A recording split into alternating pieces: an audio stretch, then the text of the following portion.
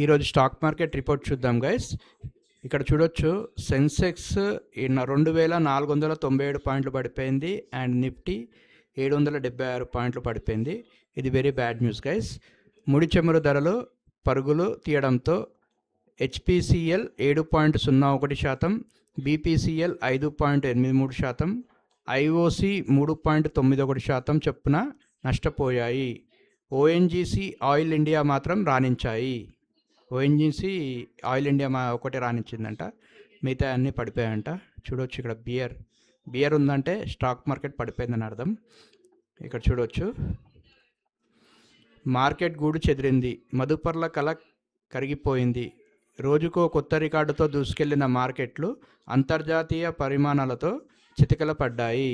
ఒక పక్క ఇరాన్ యుద్ధం, మరో పక్క ముడి చమురు ధరలు. ఏం చెయ్యాలో పాలుపోని ట్రేడర్లు సతమతమయ్యారు. చూస్తుండగానే లాభాలు పంచిన మార్కెట్ కాస్త నష్టాల్లో ముంచేయడంతో కన్నీరే మిగిలింది.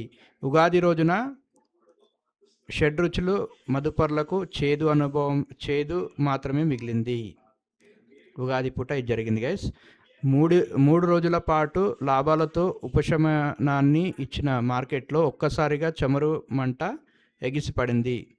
పశ్చిమాసియా యుద్ధం కారణంగా ముడి చమురు ధరలు దూసుకెళ్లడం, బలహీన అంతర్జాతీయ సంకేతాలతో అమ్మకాలు ఏరులై పారాయి.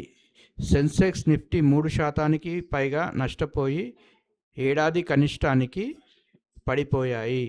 ఆసియా మార్కెట్లు నష్టాల్లో ముగియగా ఐరోపా షేర్లు నష్టాల్లో ట్రేడ్ అయ్యాయి.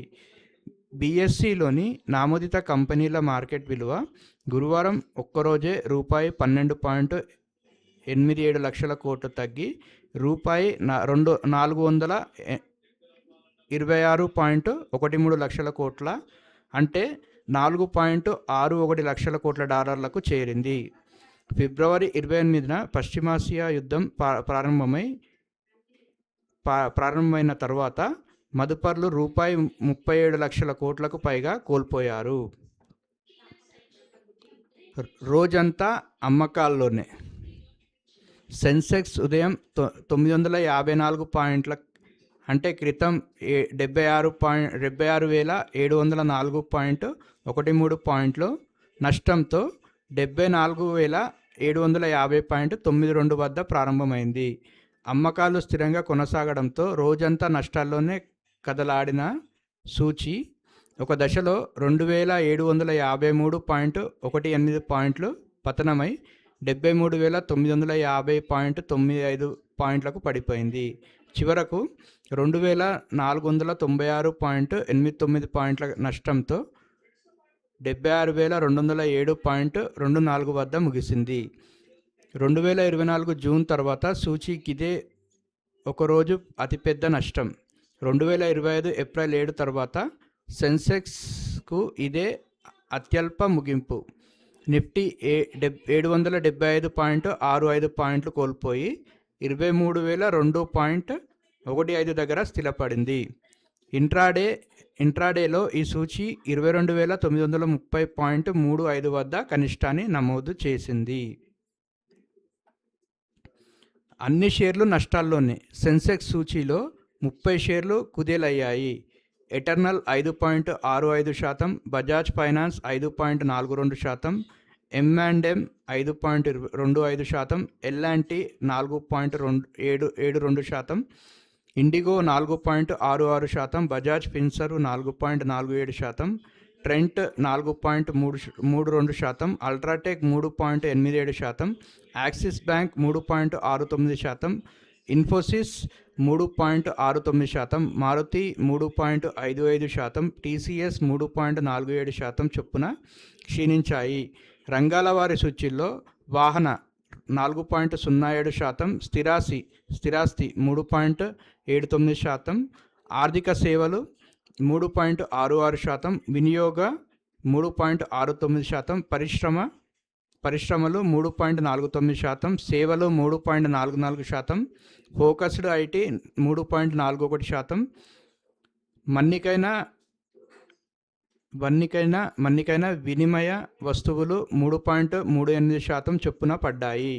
బీఎస్ఈలో 3,359 షేర్లు నష్టపోగా 913 స్క్రిప్ట్లు లాభపడ్డాయి.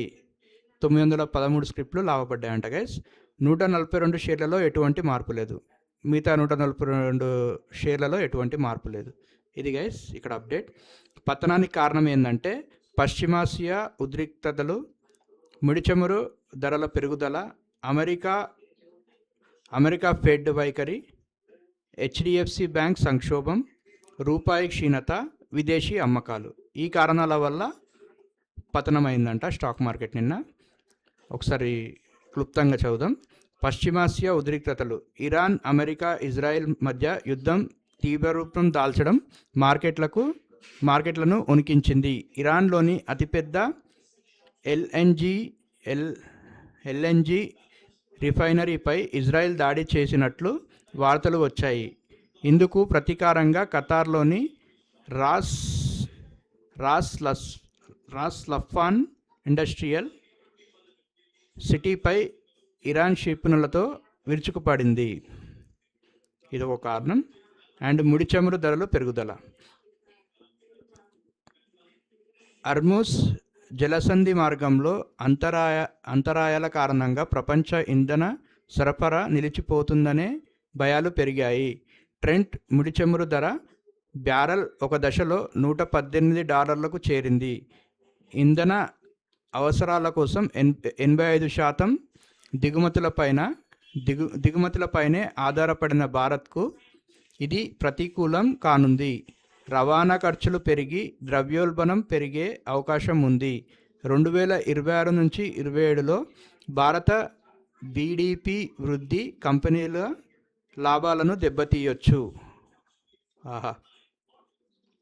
ఇంకో కారణం వచ్చేసి అమెరికా ఫెడ్ వైఖరి. అమెరికా ఫెడరల్ రిజర్వ్ వడ్డీ రేట్లను 3.5 నుంచి 3.75% యథాతథంగా ఉంచింది. అయితే 2026లో ఒక్కసారి మాత్రమే వడ్డీ రేట్ల కోతలు ఉంటాయని ఫెడ్ చైర్మన్ జెరోమ్ పావెల్ సంకేతాలివ్వడం మదుపర్లను నిరాశపరిచింది. ఇదొక కారణం. ఇంకో కారణం వచ్చేసి హెచ్డిఎఫ్సి బ్యాంక్ సంక్షోభం. హెచ్డిఎఫ్సి బ్యాంక్ తాత్కాలిక చైర్మన్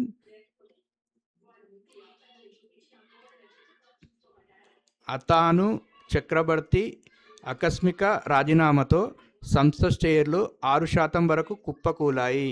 బ్యాంక్లో కొన్ని పద్ధతులు తన వ్యక్తిగత విలువలకు అనుగుణంగా లేవని ఆయన పేర్కొనడం మదుపర్లలో ఆందోళన కలిగించింది. అందుకనే ఇది ఒక కారణం అన్నమాట. ఇంకో కారణం వచ్చేసి రూపాయి క్షీణత. డాలర్తో పోలిస్తే రూపాయి విలువ బుధవారం రికార్డు కనిష్టమైన 92.89కి పడిపోయింది. ఇది కూడా అమ్మకాలకు దారితీసింది. రూపాయి పడిపోవడం కూడా దీనికి కారణం. అండ్ ఇంకో కారణం వచ్చేసి విదేశీ అమ్మకాలు.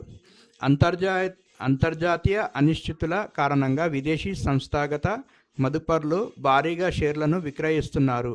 మార్చిలో వేల కోట్ల రూపాయల షేర్లను విక్రయించడం నష్టాలకు కారణమవుతుంది. ఇది కూడా ఒక కారణం, విదేశీ అమ్మకాలు కూడా. సో ఇది గైస్ ఈరోజు స్టాక్ మార్కెట్ అప్డేట్. అండ్